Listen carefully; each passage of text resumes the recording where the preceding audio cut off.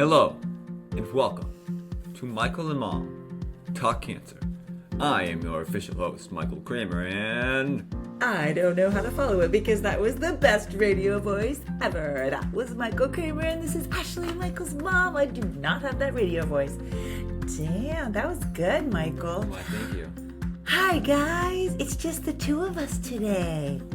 So, we just wanted to come on and, chit-chat. Have a little chat talking about... Feels like a fireside chat, but Yeah. it's in Florida.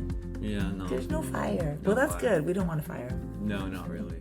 So I wanted to talk about adapting. And one thing we've been talking about in our speeches a lot, especially me, has been not letting your illness control you, but letting it guide you. And that's been really important to me because when I was diagnosed with cancer, it was one thing. I went through chemotherapy, radiation, and a bone marrow transplant.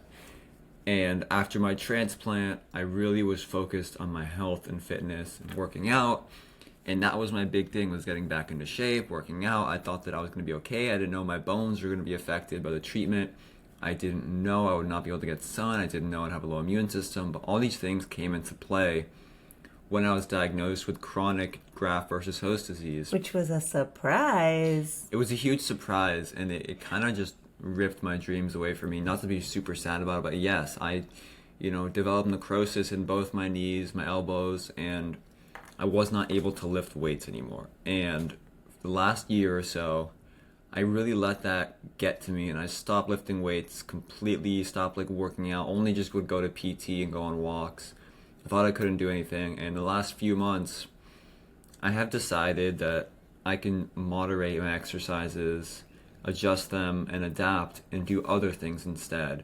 And I've been working out every single day that I don't have treatment. I've been going on my bike for 20 minutes, 15 minutes, doing some light exercises with light weights, maybe 3 to 5 pounds max. I can verify this is true because we still live together. Yeah, just doing little things. And this goes for anyone out there, whether you're dealing with an injury or something like cancer. It's all about making those little adjustments. You don't have to stop everything you've done or doing because you come up with an obstacle. You can find ways around that and keep going. You just have to be patient with yourself, and you too, Mom. You've had some stuff with your hip, so He's revealing my inner secrets. Yes, that is true. But, whatever. But I think that is true. Although for Michael, so I think it's more of a metaphor.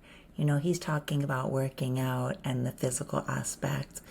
But I think that's more a metaphor. Correct, of life. Yeah, because the truth is it's not that important for everyone to be able to work out. But it has been important for Michael, and that was one thing that I think has been really hard for you, is that when working out was taken away from you, you've already surfing was kind of taken away from you, and that was one thing you were holding on to. And then you were just okay, fine, I can't work out, and then you stopped. But it's true, now you're finding a way to work out in a different way, which I love. Yeah, Michael does talk about in one of our speeches, actually that we just gave, he was talking about, letting your illness guide you and not control you. And actually he said that as a sentence just a few months ago, and I was like, oh my God, that has to go in your speech. I literally wrote it down. I'm like, it has to go in your speeches because it was just such a good sentence. And I think that also, it goes for all of us. And I think there was a moment, we're really good rule followers. So after the BMT, we were so good, living in our bubble. And then with the chronic graft-versus-host disease, we've had to stay a little bit in the bubble. But now, instead of letting this control us, we really are letting it guide us, because people say, oh my God, now you're traveling. And it's true. We can't be insane and just go to the Bahamas and do crazy things. But we can go for 3 days, and we just went to LA for 3 days to speak for the Leukemia and Lymphoma Society, and we felt like that was a risk worth taking. And one reason was because we knew we were doing a good thing, and we were going to be sharing our story and connecting with other people. And we were also careful, and I have family there, so we stayed with family. And I think that was a way of, in the past, we would have been like, no way can we fly all the way to Los Angeles. It's too risky. But we're like, you know what? We're going to be helping other people. So maybe it's that whole thing, that balance of like risk versus benefits. And I tend to be conservative with Michael's health. Not when like kids were little, they used to eat dirt. And don't tell me that's how he got cancer. It's how they build their immunity. But it's true with cancer, we've had to be really careful. And if any of you know, when you're dealing with someone with a tough immune system, you have to be really careful, and it does kind of freak you out. But I love that you've been able to adapt and change so that you can still do something that you really love. And it's like going out with Susie, you have a girlfriend. Yeah, also that too. And also been playing the guitar, like we've talked about. You just have to adapt to things, because with this disease, it can be so debilitating, and it just takes over your life. And sometimes you identify yourself with your disease, and something like GVHD you're in it for the long run with this disease. It's not going away. It's not like I just have to say, so before this, I was listening into I do lead a caregiver support group, but I was listening into a caregiver support group more specifically for BMT patients, and a lot of them had graft versus host disease. And I had tears just rolling down my face, because that was one of the things they were talking about. And it's one thing that I also talk about, is with this, there's no end date.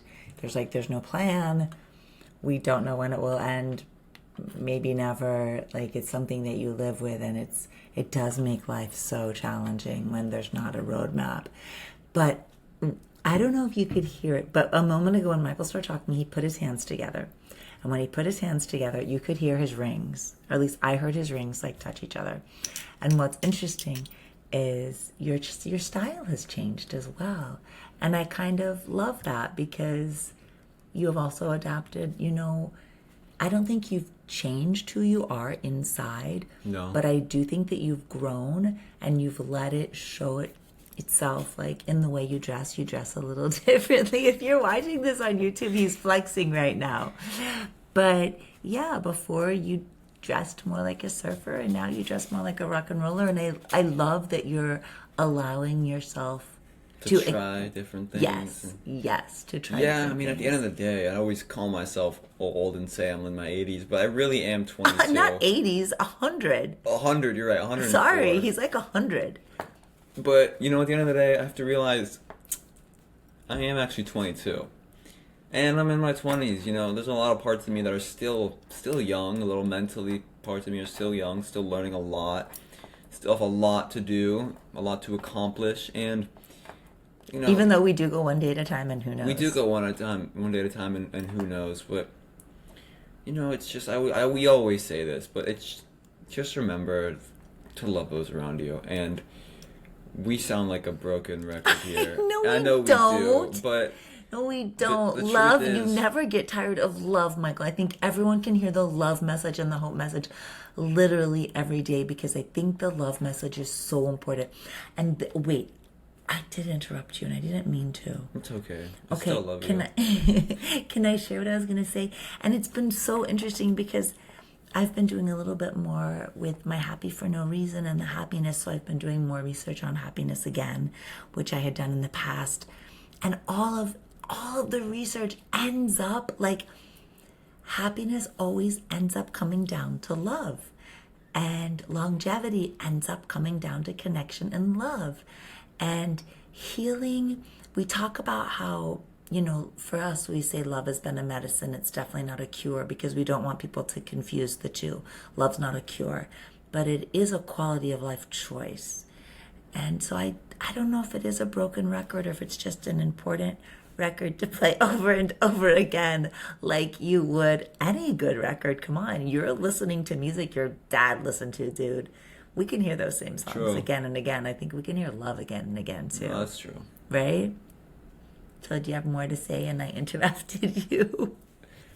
I mean, like we always say, just love those around you, because one of my friends from my support group that is very young, in his early teens, has passed away. Now I have tears And it's that are gonna go down my cheeks. And it's very sad, because I was watching his videos on TikTok, and it's just hard to see him. You could see him deteriorating, and I haven't seen him post in a while, so I'm pretty sure that means he's passed away. And it's one of those things where, if you're alive listening to this right now, you're so blessed. And not to be like your life isn't hard, but just remember what you have and be grateful for it, because every day, we're so blessed to be here, and we take things for granted, and we shouldn't. I know, and we worry about these things. We have to just be grateful, and we think we worry about dumb things. We worry about, and that's human nature too. And it's human nature, and that's okay. But just try to keep the bigger picture in the back of your mind, and it's going to help you, be calmer in life and enjoy more things, have more gratitude, and be happier. And honestly, that's all I have to say for this rest of this podcast, because that's just the lasting message I want you guys to have. And yeah, I love that. I feel like for me, it's being tethered to the love. Like, sometimes we do forget, because there are the little things. Like this morning, my car won't start and I can't do anything to make it start, and it's so crappy. But then I'm tethered to, okay, then I'm going to bounce back to, or go back to our love. And there are little things that you're going to care about that are dumb, and that's okay. That's human nature.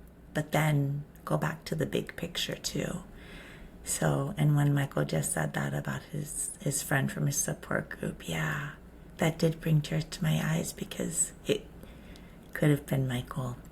And so I'm just grateful that he's here, and we do love you guys.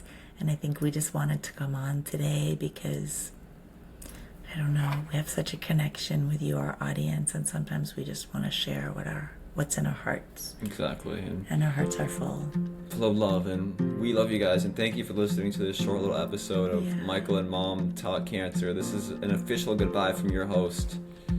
Stay positive, stay grateful, stay blessed, and stay loved. I love you guys so much. Yes, I think I'll just say stay positive, stay blessed, and stay loving, because loving and kindness, of course it's coming from caregiver mom over here, but loving and kindness, it matters way more than you think. We love you so much. Thank you.